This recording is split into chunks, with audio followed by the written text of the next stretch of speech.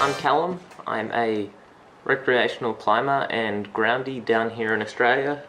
Today I'll be doing a TreeStuff product review on the climbing technology low wall thimble. This is similar to their high wall thimble, but I will bring you in and show you a couple of differences. Alright, so here we have the climbing technology low wall thimble. You can see it's got quite a wide eye.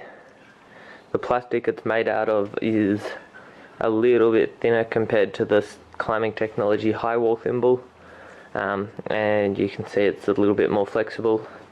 It is the same sort of radius as their high wall thimble, and if I put it into a rope, you can see it holds it open a similar amount. As you can also see, it allows a carabiner to go through it quite easily, and that then means that if I have this hitch cinched up nice and tight, the knot's tight, but I still have a lot of flexibility with the carabiner. It's not rigid to the rope, which I like a little bit for especially my recreational climbing flip line. That just makes things nice and easy.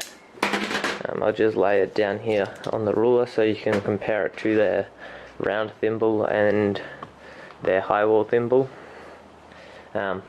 If you are tossing up between the high wall and the low wall, if you're going to be using it with a lot of carabiners and stuff, choose the low wall thimble. It's just a lot nicer to use.